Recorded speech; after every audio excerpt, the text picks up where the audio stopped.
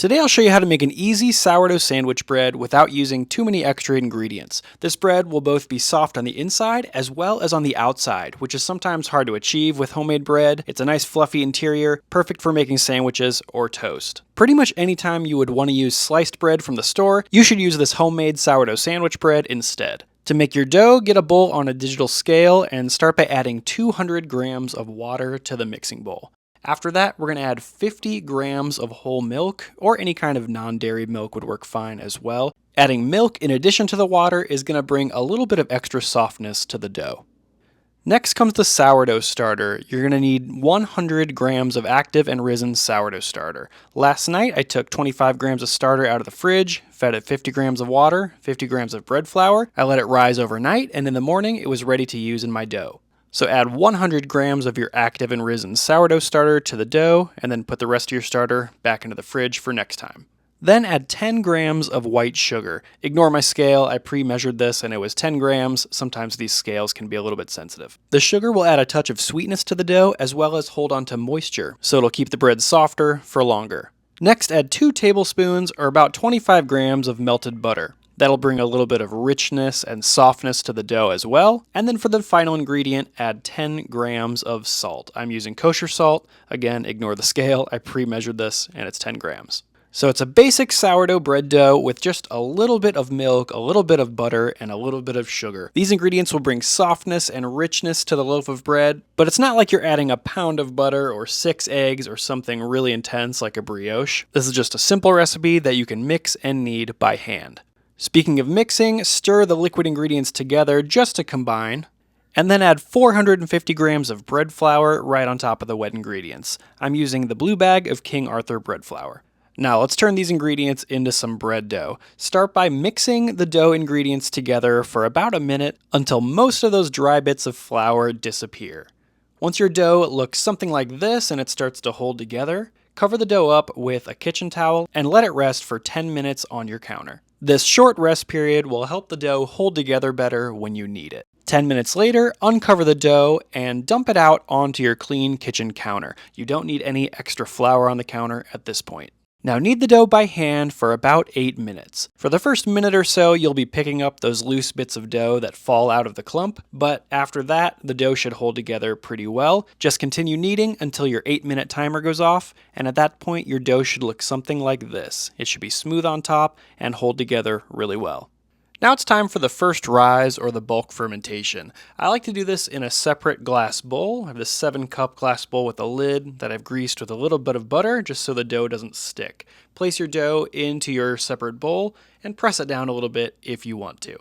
Then place the lid on and move this to a spot on your counter where you can let your dough rise for a few hours and let it rise at room temperature for 4 to 6 hours or until it roughly doubles in size. It's summer right now in my Arizona kitchen, so it's relatively warm in the kitchen, and it only took 4.5 hours for the dough to be absolutely busting out of the bowl. So depending on the temperature in your kitchen, it might take anywhere from 4 to 6 hours for your dough to double in size, maybe even a little bit longer. Once your dough is doubled in size, it's time to remove it from the bowl and shape it for a bread pan. We're going to do this in 2 stages, the pre-shape and the final shape. For the first stage, pre-shape your dough into a ball by placing it onto your clean kitchen counter. No flour necessary on the counter at this point either. Go around the dough a few times with your hands, gently shaping it into a ball. This process will gently knock the air out of the dough and it'll give the dough some strength and structure. Once you've shaped your dough into a ball like this,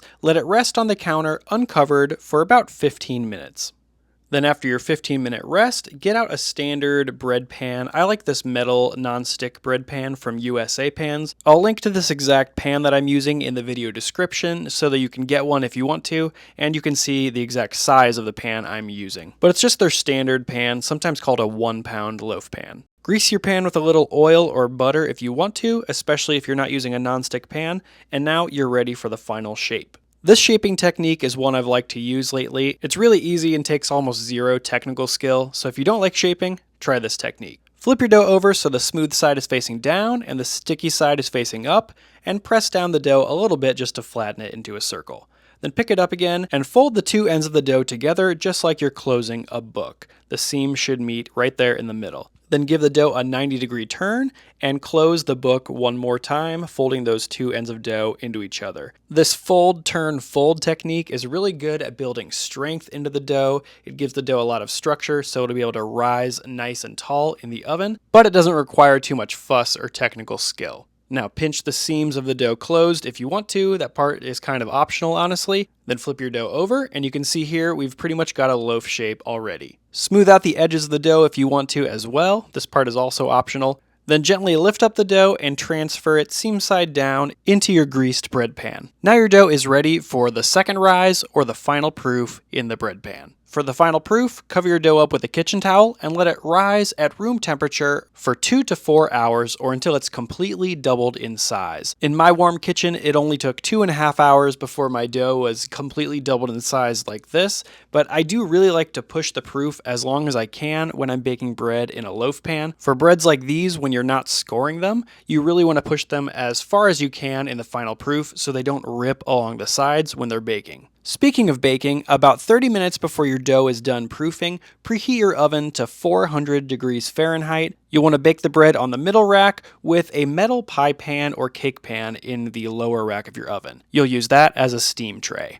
When your oven is preheated and the dough is done proofing, it's time to bake, but there's one last step which is technically optional, but I highly recommend it, and that's adding an egg wash. Just take one small egg, mix it thoroughly with a fork or a whisk, and then brush it on top of your bread with a pastry brush. This will give your final baked bread a shiny golden brown top, which is typical for breads like brioche and a lot of different sweet pastries. It's optional, but it will make this bread look really nice. Now it's time to bake. Move your bread to the middle rack of your oven, slide it to the center, and then pour about a cup of boiling or very hot water into that steam tray. That will release steam during the first half of the baking time, allowing the bread to rise properly and develop a nice crust. Now close your oven and let the bread bake at 400 degrees Fahrenheit for 20 minutes. 20 minutes later, remove the steam tray and continue baking for another 20 minutes until the bread is a dark golden brown.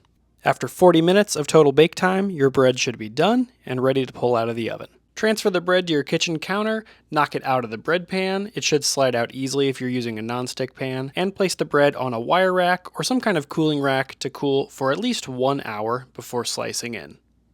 Speaking of slicing, this bread slices up fairly easily thanks to that thin outer crust. It's definitely not as crusty as a typical country-style sourdough bread. The small amount of milk, butter, and sugar in this dough give the sourdough bread a softness that I can really appreciate, especially in this type of bread that I'm planning to mostly use for sandwiches. Texture-wise, you can see just how tender this bread is here, and flavor-wise, there is just a very light sweetness, a mild sourdough tanginess. Pair that with the soft texture and crust, and this is just a way better version of white bread. And unlike highly enriched breads like brioche, this bread isn't quite as rich or decadent, and it's not as hard to make. It's just your standard, make it every week type of white bread. I'm making a different sourdough recipe every single week this year in my 52 Weeks of Sourdough series, and this bread I pretty much made purposefully so I could have some BLTs and tomato sandwiches, and it's worked out great for that so far.